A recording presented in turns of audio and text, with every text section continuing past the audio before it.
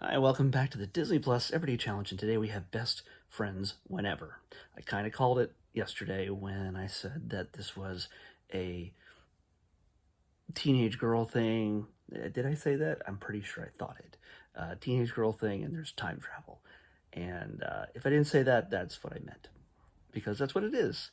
It's two girls, Sid and Shelby. Sid's the dark-haired one, Shelby's the blonde. Shelby's a little bit more uptight and controlled and makes lists and things like that.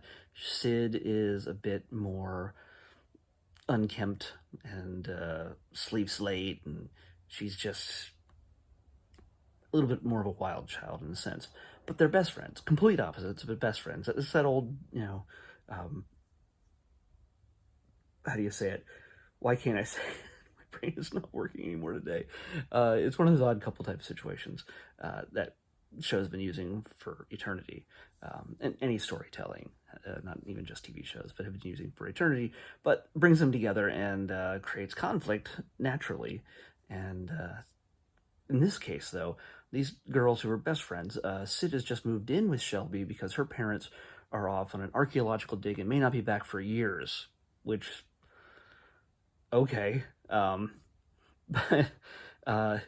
But thank God, though, that Disney did not do the whole dead parents thing, which one would have been a bummer right off the start. Like, oh, my parents are dead, but we're best friends, and now we can time travel. Yay! Because the first thing you would want to do is probably go back in time and save your parents from dying. So, yeah, they can't really have that just yet. Maybe that's a story point later on. I only watched 3 episodes. This is a half-hour comedy. It's 22, 23 minutes an episode. It's 2 seasons. It's from 2015 to 2016, and yeah, it's got a laugh track. So, you know what you're in for. Again, it's standard Disney Channel laugh track teenage girl comedy, which there is this season for that every season. There's just eternity of these kind of shows, but at least they kind of twist it up and they try to make it a science fiction-y type of thing, but it has a lot of the tropes. If it doesn't have dead parents, it does have annoying little brothers. In this case, they doubled down on it. They hired these twin red-haired boys to play the twin little brothers of Shelby, and they have a huge crush on Sid, and their job in every episode is to say the same thing that the other one said a couple times repeatedly over and over, and then they get into some sort of physical altercation for no reason, and that's comedy. So yeah, but yeah, so anyway, yeah, the two girls stumble upon the ability to time travel. They're not super scientists, or there's no magic involved, but they're one of their friends basically works out of a Winnebago. He's not Walter White and Jesse Pinkman, but he's not making meth. He is doing science with his best friend, but I can't remember his name, but he's channeling Sheldon Cooper as hard as he can from Big Bang Theory, as hard as he can. Uh, he doesn't understand social cues. He doesn't understand how to say thank you. He doesn't understand, just how people work around each other. So yeah, it's a big. I'm sure, yes, the whole idea of a super scientist not understanding how normal humans react is nothing new. It's not like Big Bang invented it, but the show had been around for 12 years or something like that. It kind of know where the source material comes from in this guy. Anyway, he has the machinery and stuff in his Winnebago. For some reason, they leave the girls alone in there for just a moment, and one thing zaps another thing, which zaps them, and now the girls have the ability to travel in time, forward and backward, and at a whim. They don't exactly understand how to handle it at first. The first 2 episodes are kind of required watching back to back, even though there's a big recap at the beginning of the second episode. I only watched three of the episodes, but I kind of really got the gist of it, and it's fun. It's cute. It's not made for me, but I can see the appeal. Yes, I'm a little annoyed by some of the tropes and the Goofy brothers. You can almost see them you can almost, you can almost in one of the scenes you can almost see one of them mouthing the other one's lines, even though that line is the exact same line he's about to say. Because the thing is, it's between them is, and again, is this a thing not just for them? I don't know if the writers get paid by the word, but there's a number of things, just a number of moments in just the first episode where people just repeat the same line like 6 times, back and forth, back and forth, back and forth. I don't know if it's some sort of hypnotism that's trying to, they're trying to incorporate into the show that eventually you will buy product X. I have no idea how that's working. Maybe they've just laid the seeds in my brain. I have no idea.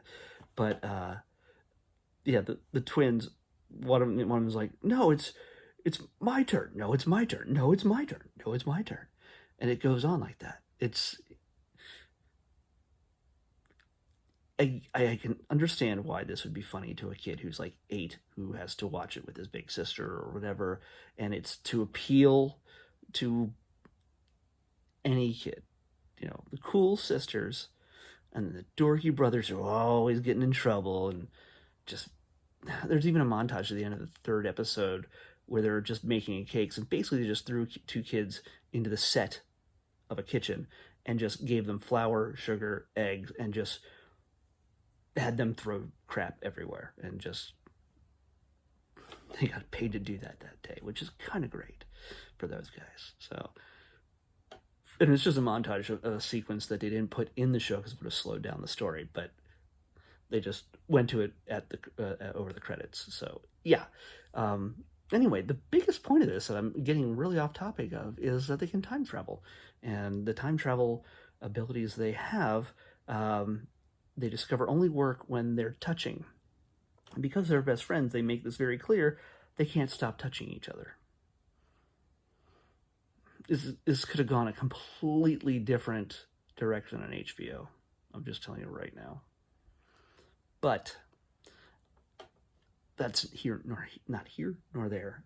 They they basically just they say what they want to do, like, oh, I wish we could have done that yesterday, and whoop, they're suddenly in the past, in that time that they want to be in, so they can correct something. But of course they learn that there's certain things that they regret, and certain things that you can't really change, and there's certain things you shouldn't change. And then there's also a big mystery where they jump to the future mysteriously, where they're strapped to tables and it looks like they're being experimented on. And that freaks them out, and they jump back to the present, and they don't know what's going on. So that's going to be the follow-through mystery, I'm guessing, at least for the season, if not the show, at least for the season, or at least a few episodes. Again, I only made 3 episodes in, so I don't know where that goes. But yeah, the girls, they sometimes jump in the future, and they think that, and they think, oh no, we're never going to study enough in time for the test. Bluey? Because they happen to be touching each other at the time they talk about it. Like, it shouldn't be too difficult to just, we're used to this now. 6 feet of separation. Let's have our conversations 6 feet apart. Put on a mask. Anyway, they're touching. I can't believe that we're gonna miss the test, or we're not gonna study enough to pass the test. Bloom, they're suddenly sitting in their chairs about to have the test, and then they go jump back and forth, and apparently because they can take solid objects, they grab the test itself, try to memorize it, and then they ace the test in one of the episodes. But is that what they wanted? The one girl's super regretful. She's super, I don't want to cheat. The other one's just like, whatever, hey, it's just a guide. Doesn't mean we'll remember it all.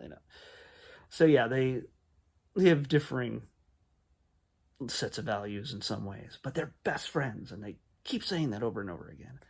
And they show an inordinate amount of affection for 2 girls who are very different from each other. But either way, the girls do great. They're good comedic actors. I'm not going to say that they're great, but they're good for what they're working with. They're amusing to watch. They're funny, and they know how to deliver a line, how to express. What I did find annoying, though, is again the Disney Channel show trope of them, whenever something goes wrong, it's yelling, where they just have to go, ah! And of course, they did this at least first episode, when they realized, I guess, it could travel through time the first time. They look at the camera, ah! Cut to commercial. Of course, there's no commercials in Disney Plus. Come back from commercial, they're still screaming. And I'm like, in some cases, that's funny. But again, it's been so overused on Disney Plus shows, not Disney Channel shows. Now that I realize this, because I've seen enough now, it's so overused that can't keep doing this. It's not funny anymore. Yes, maybe it's hilarious to the 10-year-olds in your house, but I'm not 10 years old. We all know this. We can see this right now. So yeah, just gonna tell you, if you like screaming teenage girls who can travel through time and have annoying little brothers who get underfoot, and this is a show for you. So, to me, I love time travel stories, and I love, I just love the paradoxes. I love the trying to fix those things, and the stories that can be told from it. And I can't say this is a bad show. I'm just not going to say it's a great show. And people who are my age, there's other time travel stories that you'll probably get a whole lot more out of. But if you're 10, I think you'll love Best Friends Whenever. So, yeah. So, it didn't get the normal Disney Channel 3 seasons, but I think they knocked out two solid seasons. So, give it a shot on Disney Plus if this is your thing. Until then, let's pick something else. 49. Wow, we're staying in the A's and B's here. Really low. Oh. Out of season. Somebody at Disney Plus, when they look at this, are like, who is going to be watching this in freaking May? Although I know people in the Northeast who just recently experienced snow in May, not too long ago, just a couple days ago. But here we go, number 49, Beauty and the Beast, Enchanted Christmas. Beauty and the Beast, Enchanted Christmas. Whew, I have not seen that one. I wouldn't have minded seeing Beauty and the Beast. I haven't seen that in a while. But yeah, wait, you know what? Let me make absolutely sure. Oh no, we had the full range of 1 to 768. I wanted to make sure that it didn't default to 100 as the top number and only pick between 1 and 100. Anyway, yes, we're going to watch Beauty and the Beast, Enchanted Christmas. I'll see you back here tomorrow.